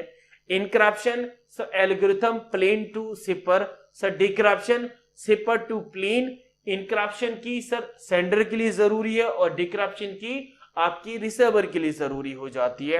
अब आगे बढ़े तो जब हम क्रिप्टोग्राफी की टाइप की बात करते हैं, और क्रिप्टोग्राफी में टाइप की भी जब हम की बात करते हैं कि हमारी क्रिप्टोग्राफी में कितनी की यूज होती है, तो 3 की यूज होती है। पहला साइमेट्रिक की क्रिप्टोग्राफी की, और तीसरा असाइमेट्रिक, और दूसरा असाइमेट्रिक, और तीसरा है हम हैश फंक्शन। ठीक है, यानी क्रिप्टोग्राफी अगर आप की बात करोगे तो 3 की हो नहीं, cryptography algorithm type of cryptography की बात करोगे, अच्छा की बात नहीं कर रहे, टाइप ऑफ क्रिप्टोग्राफी की जब हम बात करते हैं तो हमारी टाइप ऑफ क्रिप्टोग्राफी 3 हो जाती है, साइमेट्रिक, असाइमेट्रिक और हैश फंक्शन। ठीक है, हैश फंक्शन। अब हम थोड़ा सा आगे चलते हैं, इस चीज को आप रिकॉल करना की यहाँ पर देखो टाइप ऑफ क्रिप्टोग्राफी है, टाइप ऑफ की नहीं है ये, इस चीज को आप विशेष ध्यान रखना। नहीं तो कभी आप हैश फंक्शन को टाइप ऑफ की में इंक्लूड कर दो, ये टाइप ऑफ की में नहीं होता, ये टाइप ऑफ क्रिप्टोग्राफी का टाइप है। 3 प्रकार की क्रिप्टोग्राफी है, साइमेट्रिक, असाइमेट्रिक और हैश फंक्शन। ठीक है, की अलग है, उनकी भी हम बात करेंगे। चलिए, पहला है साइमेट्रिक क्रिप्टोग्राफी। साइमेट्रिक क्रिप्टोग्राफी क्या होता है, ठीक है ना, इस की को हटा देगो तो ज्यादा सही है, इस की को हटा दो, साइमेट्रिक क्रिप्टोग्राफी लिखो, की हटा दो बीच में से क्योंकि की कंफ्यूज कर रहा है ये की आप लिखना मत। ठीक है, अपनी नोटबुक में लिखना मत, साइमेट्रिक क्रिप्टोग्राफी लिखो सिंपल से। ठीक है, चलिए इसे समझते हैं। यानी ये एक इनक्रिप्शन मेथड है, इनक्रिप्शन सिस्टम है जहां मैसेज भेजने वाला और प्राप्त करने वाला इनक्रिप्शन करने के लिए एक कॉमन एक सिंगल, या फिर ऐसे समझ एक सिंगल कॉमन की का उपयोग करता है। सिंपल मैं बताऊं, जैसे ये हमारा प्लेन टेस्ट है, ठीक है ना, इस प्लेन टेस्ट के साथ हम इनक्रिप्शन कर रहे हैं तो वो हमारा सिपर टेस्ट बन रहा है। ठीक है, अब हमने क्या पढ़ा था कि जब हम प्लेन टेस्ट को इनक्रिप्ट करते हैं तो वो सिपर टेस्ट में कन्वर्ट हो जाता है, या साइपर जो भी बोले आप। तो यहां पे हमने बताया था कि एक की यूज होती है, तो हमारे जो साइमेट्रिक होती है वहां पर जो की यूज होती है उसे हम सीक्रेट की कहते हैं। कौन सी की यूज होती है सर, सीक्रेट की यूज होती है। अब इस सिपर टेस्ट को जब हम डिक्रिप्शन मेथड से प्लेन टेस्ट में कन्वर्ट करते हैं तो वहां पर भी सीक्रेट की यूज होती है। यानी साइमेट्रिक एल्गोरिथम में प्लेन टेस्ट से सिपर टेस्ट में जब कन्वर्ट किया जाता है और सिपर से प्लेन में कन्वर्ट किया जाता है तो दोनों जगह कॉमन की यूज होती है। ठीक है, जिसे हम सीक्रेट की कहते हैं। समझ में आया? अगर इतना आ गया तो साइमेट्रिक क्रिप्टोग्राफी आपका हो गया है फिनिश। बाकी टर्म और हैं, इनको इतना ज्यादा जाने की जरूरत नहीं है। साइमेट्रिक फास्टर सिंपल प्रॉब्लम होती है क्योंकि एक ही की यूज हो जाती है। Most common symmetric cryptography data encryption, ठीक है, इसमें भी कोई दिक्कत नहीं है, ये सबसे मोस्ट कॉमन है। अब बात करते हैं असाइमेट्रिक क्रिप्टोग्राफी।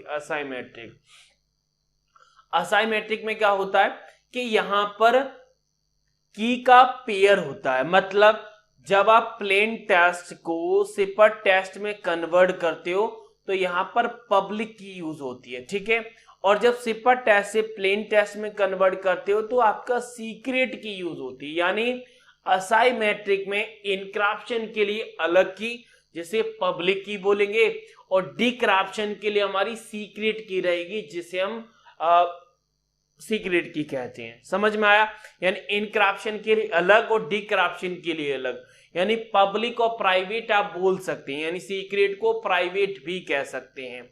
यानी इनक्रप्शन के लिए आप पब्लिक की यूज होती है और डिक्रप्शन के लिए सीक्रेट या प्राइवेट की यूज होती है। दोनों अलग होती हैं, दोनों अलग होती हैं। अगला है लास्ट क्रिप्टोग्राफी, जिसका नाम हैश फंक्शन है। हैश फंक्शन क्या है sir? Hash function is a one way mathematical function. एक वन वे मैथमेटिकल फंक्शन है जिसमें input take and procedure the fix size of character and which type the hash value और digest. मतलब ये है कि इसमें एक संदेश को इनपुट लेता है और वर्ड की एक निश्चित संख्या की स्ट्रेंथ का प्रोड्यूस करता है, जो आमतौर पर हैज वैल्यू या फिर डाइजेस्ट होता है। यानी आमतौर पर जब जो कन्वर्ट होके आता है वो या तो हैज वैल्यू होगी या हैज डाइजेस्ट होगा, ठीक है। There is no uses any key, यानी इस एल्गोरिथम में किसी भी प्रकार की जरूरत नहीं होती है, ठीक है। किसी प्रकार की जरूरत नहीं होती। एक निश्चित लंबाई के साथ हैज वैल्यू को कैलकुलेट करके प्लेन टेक्स्ट के अनुसार की जाती है और प्लेन टेक्स्ट के कंटेंट को पुनः रिट्राइव करना असंभव बनाता है। यानी पुनः आप असंभव नहीं कर सकते जब तक आप उस पर डिक्रप्शन नहीं लगाओगे, यानी ठीक है। हैश फंक्शन मैथमेटिकल ट्रांसफॉर्मेशन होता है इनक्रप्शन इंफॉर्मेशन का। यानी मैथमेटिकल ट्रांसफॉर्मेशन के लिए अगर आप यूज करना चाहते हो तो वहां पर आपका हैश फंक्शन यूज किया जाता है। यानी मैथमेटिकल फंक्शन की जब बात आती है तब हम बात करते हैं हैश फंक्शन की। तो आपको तीनों क्रिप्टोग्राफी के टाइप समझ में आ गए होंगे। यानी असाइमेट्रिक में इनक्रप्शन डिक्रप्शन के लिए सेम की यूज की जाती है, जिसे हम सीक्रेट की कहते हैं। अगर हम असाइमेट्रिक क्रिप्टोग्राफी की बात करें तो वहां पर इनक्रप्शन और डिक्रप्शन के लिए अलग अलग की यूज की जाती है।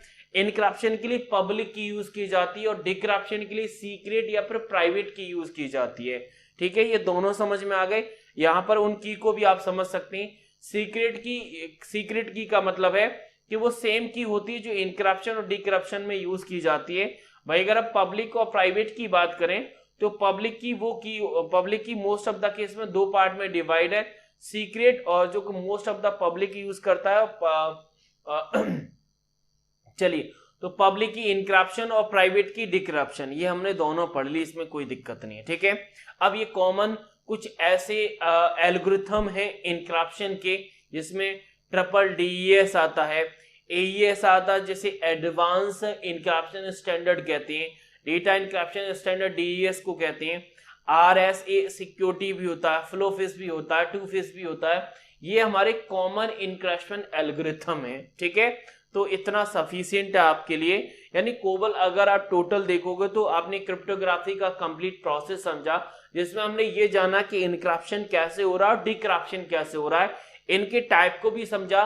बस इसमें दो कॉमन टर्म है, प्लेन और सिपर। प्लेन से सिपर जा रहा है तो आप की का यूज कर रहे हैं, जैसे हम इनक्रप्शन कह रहे हैं, और इनक्रप्शन के लिए की यूज होती है और डिक्रप्शन के लिए भी यूज होती है। अब की कौन सी यूज होती है, ये साइमेट्रिक और असाइमेट्रिक क्रिप्टोग्राफी आपका डिफाइन करता है। साइमेट्रिक में एक ही की है और असाइमेट्रिक में दो की यूज होती है।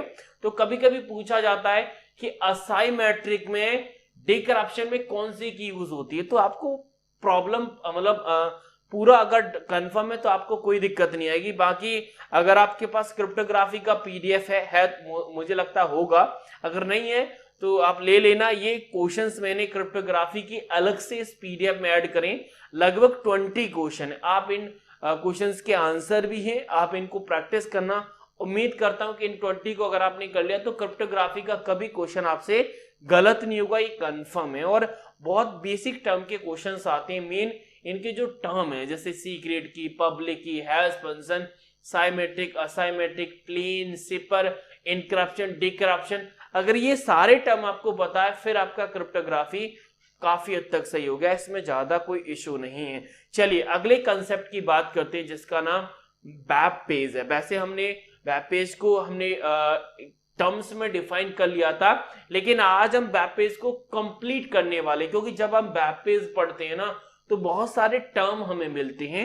उन टर्म को इन पे जितने भी, जैसे हमने कुछ कॉमन टर्म हमने ऑलरेडी पढ़ के आए हैं तो यहाँ पर रिकॉल भी हो जाएगा, और इन वेब पेज से आगे कौन कौन से टर्म निकलते हैं उनकी भी हमारी बात हो जाएगी। ठीक है, चलिए तो पहले वेब पेज क्या होता है उसकी हम बात कर लेते हैं।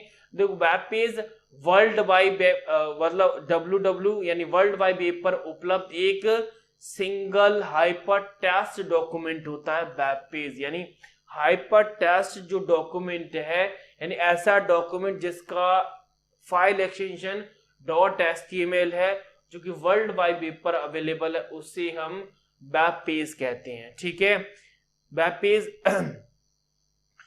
यह HTML एलिमेंट से बना होता है, यानी इस वेब पेज में HTML एलिमेंट होते हैं। यूजर करता के web browser Mozilla Firefox Chrome में प्रदर्शित होता है। यानी वेब पेज को रिप्रेजेंट करने के लिए हमें वेब ब्राउजर की जरूरत होती है। प्रत्येक वेब पेज एक यूनिकल URL से जुड़ा होता है, यानी हर पेज का एक यूनिक URL होगा जिससे वेब पेज को आइडेंटिफाई किया जाएगा। एक वेब पेज में टेक्स्ट के अलावा अन्य पेज भी लिंक हो सकते हैं, ग्राफिक हो सकते हैं, वीडियो हो सकते हैं। वेब पेज पर कंटेंट की अगर बात करोगे तो टेक्स्ट, लिंक के तौर पे पेजेस, ग्राफिक, इमेज, वीडियो जो भी होगा कंटेंट में कोई दिक्कत नहीं है। वेब पेज एक वेबसाइट का हिस्सा होता है, यानी web page is a part of website. ठीक है, चलिए वर्ल्ड हमारे www या इंटरनेट पे contain millions of web pages जो कि डेली बेसिस पर ऐड होते हैं और सर्च होते हैं। अगर हम टिम बर्नर्ली जो कि फर्स्ट वेब पेज जिन्होंने बनाया था, क्योंकि इंटरनेट के फाउंडर हैं, फाउंडर नहीं बोल सकते, इन्वेंटर बोलते हैं, डेवलपर बोलते हैं, टिम बर्नर्ली। तो पहला वेब पेज या इंटरनेट की शुरुआत किसने की, तो वहां से सीधा टिम बर्नर्ली निकल आता है। चलिए कुछ ऐसे कॉमन बेसिक टर्म की बात करते हैं जो हमारे वेब पेज में यूज होते हैं, जिसमें हमने वेबसाइट अभी देखा, सर्च इंजन देखा, वेब ब्राउजर देखा, वेब सर्वर देखा, HTML देखा, भी यहाँ पर डेफिनेशन में हमने देखे। ये सारे टर्म यूज हो रहे हैं और इन टर्म को कहीं ना कहीं हमने इंटरनेट की कंसेप्ट वाली जो टर्म वाला सेशन था उसमें ऑलरेडी हम पढ़ चुके हैं। फिर भी एक बार पढ़ते हैं तो रिकॉल हो जाएगा, रिवाइज हो जाएगा। चलिए पहले बात करते हैं वेबसाइट की। तो website is a collection of several web pages, यानी बहुत सारे वेब पेज को मिला के एक वेबसाइट बनती है। जैसे अगर मैं किताब या फिर कॉपी रजिस्टर्ड की बात करूं तो जैसे रजिस्टर्ड में बहुत सारे पेजेस होते हैं, उसी प्रकार वेबसाइट में बहुत सारे पेजेस होते हैं। ठीक है, चलिए दीज पेज आर लिंक्ड, ये पेज आपस में लिंक होते हैं विथ हाइपरलिंक। किससे? हाइपरलिंक की मदद से। एक वेबसाइट हैज यूनिक, यानी देखो आपने एक चीज पढ़ी थी कि हर वेब पेज का एक यूनिक URL होगा, जबकि किसी वेबसाइट को आइडेंटिफाई करने के लिए एक यूनिक डोमेन नेम होता है। समझ में आया? कुछ चीज लिंक हुई, यानी वेब पेज का URL होगा और हमारे डोमेन होगा यूकेन। ठीक है, you can access entering domain name in URL। अगर आप URL में डोमेन नेम डालोगे तो आप वेबसाइट को एक्सेस कर सकते हैं, कोई इशू नहीं है। अब चलते हैं दूसरे टर्म की तरफ जिसका नाम है सर्च। ऐसा मत समझना मैंने इंग्लिश में लिखा, भाई आपको हिंदी में भी लिखा है, घबराओ मत। हिंदी में भी लिखा है, टेंशन न लें, घबराने की जरूरत नहीं है। सर्च इंजन, सर्च इंजन एक ऐसी इंटरनेट की सर्विस है जो कि यूजर को इंटरनेट पर उपलब्ध किसी भी जानकारी को सर्च करने में मदद करती है। सर्च इंजन के एग्जाम्पल आप सभी को पता है, सबसे पॉपुलर क्या है सर, गूगल है। ठीक है, इसे आमतौर पर वेब ब्राउजर की मदद से एक्सेस किया जाता है। ठीक है, अब web browser, sir web browser वो प्रोग्राम है जो एप्लीकेशन के मतलब वेब ब्राउजर या फिर इंटरनेट तक एक्सेस करने के लिए एक एप्लीकेशन सॉफ्टवेयर, इसमें कोई दिक्कत नहीं। वेब ब्राउजर के एग्जांपल ये भी, इनमें कोई दिक्कत नहीं। चलिए ये 2 पॉइंट पढ़ लीजिए, वेब ब्राउजर आपको समझ में आ जाएगा। ठीक है ना, क्योंकि पहले 2 पॉइंट में कोई ज्यादा कुछ है नहीं, क्योंकि गूगल क्रोम ये सब पढ़ चुके हैं। अब वेब ब्राउजर इंटरनेट पर एक वेब सर्वर से जुड़ा होता है। वेब ब्राउजर इंटरनेट पर एक वेब सर्वर से जुड़ा होता है और एक पेज का रिक्वेस्ट करता है जिसे यूजर देखना चाहता है। एक बार जब उसे वह पेज मिल जाता है तो यूजर उसे सीधा अपनी डिवाइस पर उसे प्रदर्शित कर देता। समझ में आया? यानी हमारा वेब ब्राउजर इंटरनेट पर एक वेब सर्वर से जुड़ा है। जब आप रिक्वेस्ट करते हो तो वो वेब पेज को ढूंढता है, रिक्वेस्ट भेजता है, जैसे ही पेज मिला तो आपको आउटपुट दे देगा। ठीक है, यह पेज सही फॉर्मेट में प्रदर्शित करने के लिए पेज के भीतर HTML टैग की व्याख्या कर सकता है हमारा वेब ब्राउजर। ठीक है, चलिए आगे बात करते हैं वेब सर्वर, क्योंकि सर्वर भी आया, क्योंकि वेब ब्राउजर सीधा वेब सर्वर से कनेक्ट है तो उसे भी पढ़ना होगा।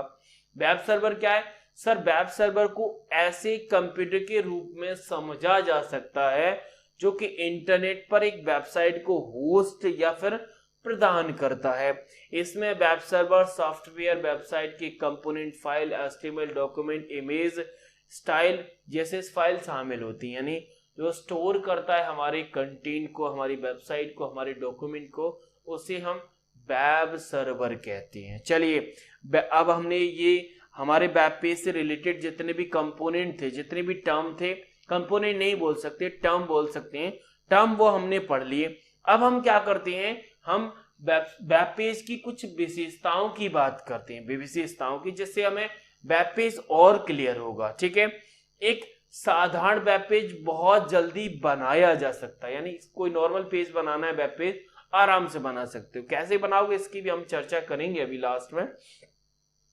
वेबसाइट की तुलना में वेब पेज बनाने में बहुत कम समय लगता है। आपको वो बुक बनानी है तो बहुत समय, एक पेज लिखना है तुरंत लिख देंगे, कोई दिक्कत नहीं है। वेब पेज और वेबसाइट किसी भी डिवाइस, मोबाइल में आराम में ओपन हो सकती है, इसमें कोई दिक्कत नहीं। चलिए, सर्च इंजन एक लिंक के माध्यम से वेब पेज प्रदान करता है। जब कोई यूजर उस लिंक पर क्लिक करता है तो वेबसाइट में वेब पेज को रीडायरेक्ट हो जाता है। ठीक है, वेब पेज में ऑडियो वीडियो जानकारी हो सकती है, इसमें कोई दिक्कत नहीं। गतिशील अक्सर केवल HTML, CSS और जावास्क्रिप्ट से बनाया जा सकता है। यानी वेब पेज का एक साइकिल है। अगर आप नॉर्मल वेब पेज बनाना चाहते हो HTML, और अच्छा बनाना है तो आप CSS, ये फॉर्मेटिंग के लिए यूज होता है।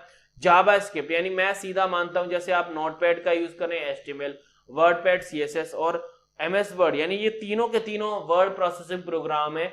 लेकिन अगर इन पर फॉर्मेटिंग ज्यादा करनी है तो आप इनका एक लेबल बनाते हैं, तो ऐसे यहां पर बनता है। नॉर्मल पेज आपका HTML, फॉर्मेटिंग देनी है तो आप CSS में जा सकते हैं, और अगर आपको एनिमेशन देना है तो जावास्क्रिप्ट का यूज कर सकते हैं। ये वेब पेज की कंप्लीट साइकिल है। ठीक है, अब हम बात करते हैं डिफरेंस बिटवीन वेब पेज और वेबसाइट, क्योंकि हमने समझ लिया, अब इनके डिफरेंस की हम बात कर लेते हैं। चलिए, वेबसाइट की अगर हम बात करें, website is a collection of different web pages जो आपस में लिंक हैं विद अ हाइपरलिंक। ठीक है ना, यानी वेबसाइट हमारे वेब पेज का कलेक्शन है और ये वेब पेज आपस में लिंक होती हैं हाइपरलिंक की मदद से। जबकि अगर हम वेब पेज की बात करें तो web page is a single hyper text document होता है, ये हमने ऑलरेडी समझ लिया था। ठीक है, चलिए, website is a contain more than one pages, कम से कम एक पेज तो होगा ही होगा। It is a single document display on the user, यानी हमारा सिंगल डॉक्यूमेंट यूजर डिस्प्ले कर सकता है वेब ब्राउजर पर, ठीक है। चलिए, to develop a website developer and need more skill and more time compare to web pages, यानी डेवलपर को वेबसाइट बनाने के लिए ज्यादा स्किल और ज्यादा समय की जरूरत होती है, जबकि वेब पेज में ऐसा नहीं होता। वेब पेज में अगर उसे बेसिक एचटीएमएल आता है तो वेब पेज आराम से क्रिएट कर सकता है, कम समय में कर सकता है। चलिए, website access the domain name, website को एक्सेस किया जाता है डोमेन नेम से, जबकि हमारा वेब पेज को एक्सेस किया जाता है एक यूनिकली यूआरएल से, ठीक है। समझ में आया? यूनिकली यूआरएल, मैंने आपको बताया था कि वेबसाइट का जो यूनिकली एड्रेस होता है वो डोमेन नेम होता है, और हमारी अगर हम वेब पेज की बात करें तो वेब पेज में जो यूनिकली होता है वो हमारा होता है sir URL, unisource resource uniform resource locator, ठीक है। चलिए एग्जांपल की बात करें, जैसे हमारी www.bsacademy है, amazon.in है, ये हमारी वेबसाइट हो जाती है। वह अगर हम वेब पेज की बात करोगे तो वेब पेज में हमारा व्यू पेज होता है, कॉन्टेक्ट पेज होता है, रजिस्ट्रेशन पेज होता है, लॉगिन पेज होता है, होम पेज होते हैं। तो ये वेब पेज के एग्जांपल होते हैं, ठीक है। तो ये वेब पेज के बारे में हो गया। अब यहां से हम वेब पेज के प्रोसेस को समझते हैं कि आखिर ये काम कैसे करता है। जैसे हम वेब ब्राउजर पे काम करता है यूजर, तो वेब ब्राउजर किसी पेज को मतलब रिट्राइव करने के लिए या ढूंढने के लिए सबसे पहले सर्वर पर रिक्वेस्ट भेजता है, और सर्वर पर जो रिक्वेस्ट भेजी जाती है उसे HTTP रिक्वेस्ट कहते हैं। सर्वर को जैसी पेज मिल जाएगा तो वो HTTP रेस्पॉन्स भेजता है वेब ब्राउजर पर। वेब ब्राउजर को जैसे ही रेस्पॉन्स मिलता है वो सीधा हमें रीडायरेक्ट कर देता है पेज को अपनी डिस्प्ले पर। चलिए, ठीक है, समझ में आ गया।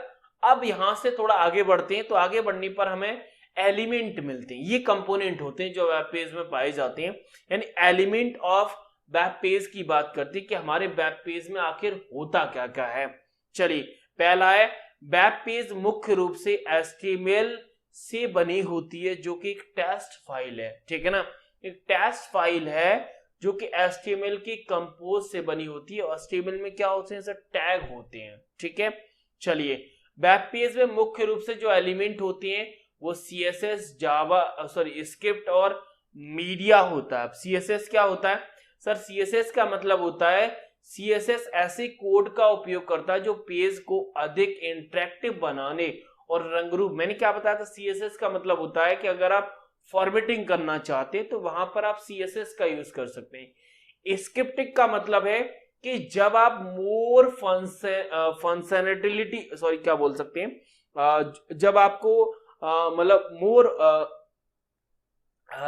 मोर फंक्शनैलिटी या फिर बोला जाए मोर इंटरेक्टिव बनाना है पेज को। सिंपल, जैसे अगर आपको सिंपल टेक्स्ट रखना, मैंने आपको क्या बताया, सिंपल टेक्स्ट रखना बिना फॉर्मेटिंग, आप HTML करिए। CSS आप फॉर्मेटिंग के लिए, CSS हम फॉर्मेटिंग के लिए यूज करते हैं, ज्यादा फॉर्मेटिंग करनी, बोल्ट बॉर्डर लगाना है, कलर लगाना है।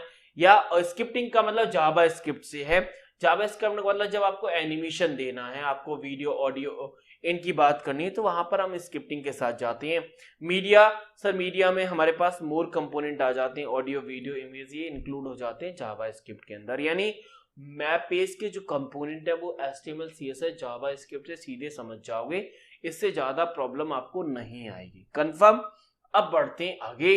अब हम टाइप ऑफ वेब पेज की बात करते हैं। आप सोच रहे होंगे सर वेब पेज इतना आसान है। नहीं, टर्म बहुत निकल रहे हैं, और लेकिन टर्म ऐसे हैं जो कहीं ना कहीं आपस में रिलेट कर रहे हैं और ऑलरेडी हम पढ़ के आ चुके हैं उनके बारे में, सीधा समराइज कर रहे हैं उन चीजों को। चलिए, टाइप ऑफ वेब पेज में हमारे पास दो प्रकार के वेब पेज आते हैं, स्टैटिक और डायनेमिक। ये एग्जाम में पूछा गया है, इस चीज को आप जरूर याद रखना। स्टैटिक वेब पेज वो पेज होता है जो यूजर या फिर क्लाइंट के द्वारा मॉडिफाई या फिर अल्टर नहीं किया जा सकता। समझ में आया? यानी ऐसा वेब पेज जो क्लाइंट द्वारा मॉडिफाई या फिर अल्टर नहीं किया जा सकता, उसे स्टैटिक वेब पेज कह सकते हैं। यानी किसी फ्लैट वेब पेज या डिक्शनरी को स्टैंडर्डी को आप इसे स्टैटिक वेब पेज से डिफाइन कर सकते हैं। नेक्स्ट है डायनेमिक। डायनेमिक ऐसा वेब पेज है जो means the different information different point of time, यानी अलग अलग जगह पर अलग अलग पॉइंट पर डिफाइन देता है। जैसे हमारी वेबसाइट है तो हमारी वेबसाइट डायनेमिक है। डायनेमिक कैसे, यानी हम जब उसे यूज करते हैं तो हमारे पॉइंट ऑफ व्यू पर अलग दिखाई देता है, और जब आप यूज करते हैं तो आपके पॉइंट ऑफ व्यू पर अलग दिखाई देता है। तो वो क्लाइंट साइड होती है, आप यूज करते हैं, हम जैसे यूज करते हैं वो आपकी सर्वर साइड होती है, ठीक है। तो वो डायनेमिक वेब पेज होता है, यानी स्टैटिक में आप चेंज नहीं करते, डायनेमिक में आप अपडेट दे सकते हैं अपडेट, लेकिन आप फिर भी अपडेट नहीं दे, क्योंकि क्लाइंट साइड अलग चीज होती है। आप अब क्लाइंट साइड में ऐसा नहीं, जैसे आप यूजर, अगर आप उसके यूजर हैं तो आप अपना यूजर में जैसे फोटो चेंज करना है, बाकी सारी चीजें कर सकते हैं। लेकिन कुछ वेबसाइट आपको पता है कि जब आप जैसे बहुत सारी वेबसाइट ऐसी है जो इन्फॉर्मेशन देती है वो स्टैटिक है, उनसे आप इन्फॉर्मेशन ले सकते हैं, कोई अपडेट नहीं दे सकते। तो जैसे हमारी वेबसाइट है वो डायनेमिक है। डायनेमिक कैसे, कि आप यूजर आईडी आपके पास है, आप लॉगिन करिए, आप मॉडिफाई कर सकते हैं अपने डैशबोर्ड को, तो वो डायनेमिक में चली जाती है, ठीक है। चलिए अब कुछ ऐसे वेब पेज की हम बात करते हैं जो कि कॉमन है, बहुत बार इनका हम नाम भी सुनते हैं और यूज भी समझ सकते हैं, जिसमें सबसे पहले नंबर पर सबसे ज्यादा पूछा जाने वाला टर्म है होम पेज, जिसे first page of the website कहते हैं। यानी वेबसाइट का जो पहला पेज होता है उसे हम होम पेज के नाम से जानते हैं। सेकंड है फीड पेज, नाम से स्पष्ट हो रहा है और नाम में ही इनका डेफिनेशन। फीड का मतलब है कि फीड पेज आमतौर पर उन वेबसाइट में पाया जाता है जो कंटेंट को अपडेट करते हैं। इसका उपयोग यूजर को अपडेट करने के नवीनतम इंफॉर्मेशन के लिए, इंफॉर्मेशन प्रदान करने के लिए किया जाता है। यानी आप अपना फीडबैक दे सकते हैं, जैसे विकिपीडिया आप अपना फीडबैक दे सकते हैं, तो फीड वेब पेज के फॉर्म में कंसीडर किया जाएगा। नेक्स्ट है मीनू पेज। मीनू पेज का मतलब है कि जहां से आप नेविगेट कर पाए। नेविगेट का मतलब है जहां से आप डिफरेंट डिफरेंट पेजेस पर, डिफरेंट डिफरेंट कैटेगरीज पर, डिफरेंट डिफरेंट जोन्स पर आप जा सकते हैं। जैसे आपने देखा होगा कि बहुत सारी वेबसाइट में मीनूज होते हैं, जैसे प्रीवियस पेपर है तो प्रीवियस पेपर में कौन से पेपर पर आपको जाना है, तो मीनू पेज होता है जहां पर हम दूसरे पेपर पर नेविगेट कर सकते हैं। Next about us page. About us का सीधा सिंपल मतलब है कि जब आप, जैसे आप हमारे बारे में बात करें तो कंपनी के बारे में जो पेज बताता है, प्रोडक्ट के बारे में, वेबसाइट के बारे में, और ये सारी चीजें रहती हैं। It allow the visitor to deal the website you are using, मतलब सीधा यूज कर सकता है। इस ब्रीफ इंफॉर्मेशन रहती है, डिटेल या डिटेल भी रहती है, जितना सामने वाला डाल सकता है उसके बारे में रहता है। अबाउट, अबाउट मतलब कंपनी या फिर जिसने वेबसाइट बनाई उनके बारे में। नेक्स्ट है रजिस्ट्रेशन पेज। रजिस्ट्रेशन पेज वो पेज होता है जहां पर यूजर साइन अप करता है। साइन अप जिसमें आप अपना नाम, mobile number, mail ID, password, बाकी इंफॉर्मेशन जो आपसे पूछी जाती है उसे हम रजिस्ट्रेशन पेज कहते हैं। जैसे आप हमारी वेबसाइट पर साइन अप करते हैं तो वो रजिस्ट्रेशन पेज है। Contact page. कॉन्टेक्ट पेज में क्या होता है कि वो सिंपल पेज होता है जो हमारे जो वेबसाइट के ओनर से आप कांटेक्ट करना चाहते हैं, यानी कोई विजिटर है, अगर आप उस वेबसाइट के ओनर से कनेक्ट करना चाहते हैं तो आप सीधा कांटेक्ट पेज में जा सकते हैं। अबाउट और कांटेक्ट पेज दोनों अलग होते हैं। तो कांटेक्ट का मतलब होता है सामने वाले की कांटेक्ट वे मिलेंगे आपको, हो सकता है वो ईमेल के द्वारा कांटेक्ट करें, मोबाइल के द्वारा, या फिर अदर टाइप ऑफ कांटेक्ट हो सकते हैं। और अबाउट में सीधा उनके बारे में चीजें होती हैं।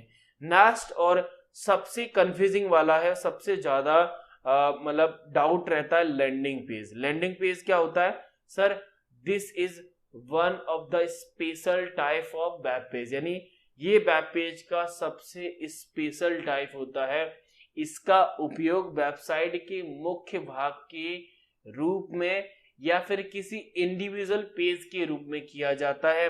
यह पेज मुख्य रूप से विजिटर को लीड करने के लिए बनाया जाता है। यह एक विशेष लाभ या फिर विशेष लक्ष्य या फिर विशेष बोला जाए टारगेट ऑडियंस को या कोई सेंटर कंटेंट को रिप्रेजेंट करता है। यानी जैसे हम सपोजेट हम अपना जैसे अपने कोर्स का ऐड चलाएं तो वहां पर कोई अगर हम पेज क्रिएट करें तो उसे लैंडिंग पेज बोला जाता है। लैंडिंग पेज जहां पर किसी कंटेंट को फोकस किया जाए, किसी कंटेंट के बारे में बताया जाए, तो वो लैंडिंग पेज होता है। उस लैंडिंग पेज पर आप उस वेबसाइट पर जा सकते हैं जो कि आपको फोकस करे। चलिए, तो यहां पर समझ में आ जाता है। अब लास्ट पॉइंट बचता है, sir how to create a simple web page. हम एक वेब पेज कैसे बना सकते हैं सर, ये और बता दीजिए। तो वेब पेज की कहानी है वो हमें पूरी तरीके से समझ में आ जाए। चलिए, तो कुछ स्टेप्स हैं वेब पेज को बनाने के लिए, 4 मेन स्टेप माने जाते हैं। सबसे पहला स्टेप है कि आपके पास एक एडिटर होना चाहिए, एक टेक्स्ट एडिटर होना चाहिए, जिसमें सबसे कॉमन रूप से हम नोटपैड का यूज करते हैं। तो नोटपैड आप ओपन करिए। नोटपैड में सेकंड स्टेप रहता है कि आपको कोड लिखना होगा। कोड कौन से? सबसे पहले आपको HTML टैग लिखना है, HTML टैग। और जब टैग लिखे जाते हैं तो 2 प्रकार का टैग होता है, एक ओपन टैग होता है, एक क्लोज टैग होता है। ये HTML लिखा, और क्लोज टैग में हमेशा जो क्लोज टैग होता है उसमें स्लैश लगता है, उसमें स्लैश लगता है। ये दोनों टैग लिखना जरूरी है, ओपन टैग और क्लोज टैग। ये कोड होता है, आपको पूरा कोड लिखने होते हैं। टैग भी मल्टीपल टाइप के होते हैं, देखो हेडर टैग है, टाइटल है, बॉडी है, हेडिंग है, पैराग्राफ है, तो मल्टीपल टाइप के टैग होते हैं। लेकिन टैग के 2 प्रकार होते हैं। टैग में एलिमेंट बढ़ जाते हैं, टैग में एलिमेंट चीज अलग होती है। और टैग मेन रूप से हमारे पास 2 प्रकार की बात करोगे तो 2 प्रकार के होते हैं, ओपन और क्लोज वाले। तीसरे स्टेप में जब आपने टैग या कोड राइट कर लिया, उसके बाद आप फाइल को सेव करना होता है। सेव में आपको फाइल का टाइप वेब फाइल लगाना होता है। वेब फाइल का जो एक्सटेंशन होता है वो .html होता है या फिर .stm होता है, ठीक है। चलिए, 4th नंबर का स्टेप है कि आपने वेब पेज सेव कर लिया, उस वेब पेज को वेब ब्राउजर में ओपन कर लीजिए। ये 4 स्टेप में आपका वेब पेज क्रिएट हो जाता है। यहां पर मैंने सिंपल सा एग्जांपल लिखा है, अगर आप नोटपैड में ये लिखेंगे तो आपको खुद डिस्प्ले हो जाएगा कि हमारा ये वेब पेज बन गया है, ठीक है। चलिए, तो यहां पर हो जाता है आज का लेक्चर समाप्त। तो आज के इस लेक्चर में हमने मेन रूप से 3 कंसेप्ट की हमने बात की, जिसमें सबसे पहले नंबर पर हमारा ईमेल था जो कि काफी लंबा चला। उसके बाद हमने क्रिप्टोग्राफी को समझा था, क्रिप्टोग्राफी में टर्म सबसे ज्यादा इंपॉर्टेंट थे। उसके बाद हम वेब पेज में आए, और वेब पेज में कुछ ऐसे टर्म मिले जो ऑलरेडी हम पढ़ के आए थे, लेकिन उनका संबंध कहीं ना कहीं वेब पेज से था, तो उनको भी हमने रिवाइज किया। और यहाँ से हमें नई नई चीजें भी मिली, नए नए टर्म भी मिले, उनको भी हमने समझने का प्रयास किया। तो ये था आज का वीडियो। बाकी कोई डाउट और क्वेरी है तो आप लोग पता है कि आपको कैसे डाउट करना है। तो यहाँ से मोस्ट ऑफ द केस में हमारा इंटरनेट जो है वो कहीं ना कहीं हमने बहुत हद तक कंप्लीट कर लिया है। बाकी जो कंसेप्ट बचे हैं, जो जो छोटे छोटे की पॉइंट बचे हैं, मैंने आपको बताया था कि इंटरनेट को पढ़ने का सबसे बेस्ट तरीका है कि आप इंटरनेट की टर्म्स को समझिए, क्योंकि एक बार आपको टर्म समझ में आ गए तो पूरा का पूरा इंटरनेट समझ में आ जाएगा। तो कुछ टर्म जितने भी रह गए, जब हम क्वेश्चंस करेंगे तो वहां से रिलेट करेंगे, क्योंकि हमारा काम रहता है कि कम से कम कंटेंट पढ़ के ज्यादा से ज्यादा क्वेश्चन को कवर करना। तो ये सारी चीजें हम करेंगे अगले लेक्चर्स में, जो कि हम क्वेश्चन के साथ जाने वाले हैं। बाकी जो भी अपडेट रहेगा आपको व्हाट्सएप के द्वारा बता दिया जाएगा। बाकी नहीं मिलता है तो आपके पास नंबर है, आप मुझसे कांटेक्ट कर लेना, मैं आपको फुली गाइड कर दूंगा। तब तक के लिए विदा लेता हूं, आपसे मिलूंगा अगले वीडियो में। थैंक यू, शुक्रिया, राधे राधे।